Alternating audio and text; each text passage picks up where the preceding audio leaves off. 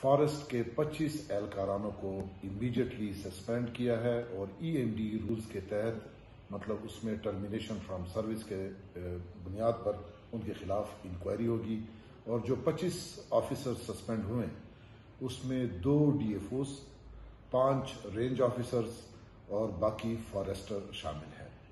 تو یہ ایک سخت ایکشن ہم نے لیا ہے اور یہ میں آپ کو بتا دوں کہ یہ صرف ہماری شروعات ہیں اور اس کے بعد ہم مزید یہ ایکشنز لے رہے ہیں۔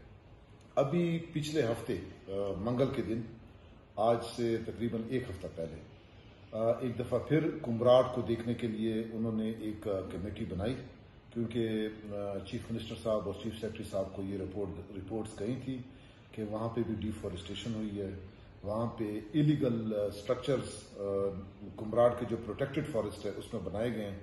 تو انہوں نے ایک اور بڑی ایک کمیٹی بنائی جس میں اگین کمشنر مالاکنڈ ڈویژن تھے، سیکرٹری انوائرمنٹ تھے، سیکرٹری ٹورزم تھے، سیکرٹری لوکل گورنمنٹ تھے اور سیکرٹری CSW تھے۔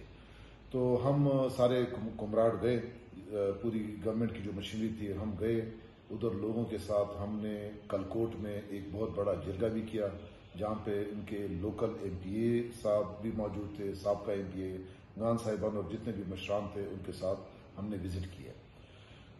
ہم نے کمراٹ کا بھی وزٹ کیا۔